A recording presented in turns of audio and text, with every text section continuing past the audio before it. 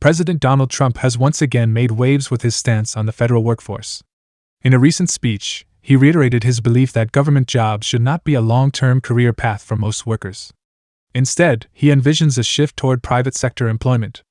Let's break down what he had to say. Trump's comments align with his long-standing views on reducing the size of government.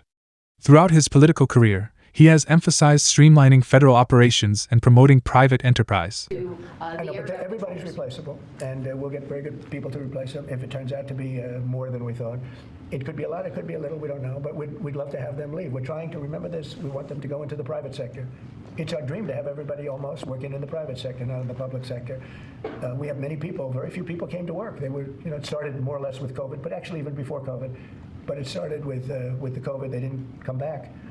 And then Biden let them get away with murder, and we had a federal workforce, like 4% coming into the office. And that just doesn't work. People can say it does, but it doesn't work. You have to be unified in a group in the office. It's just, it was crazy.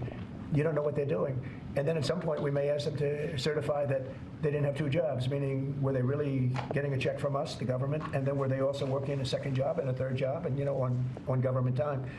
And many of them will say that they did, which is not legal, but it's a problem. Supporters argue that a leaner government fosters economic growth, while critics worry about job stability and the effectiveness of public services. What Trump is suggesting is a fundamental restructuring of the federal workforce.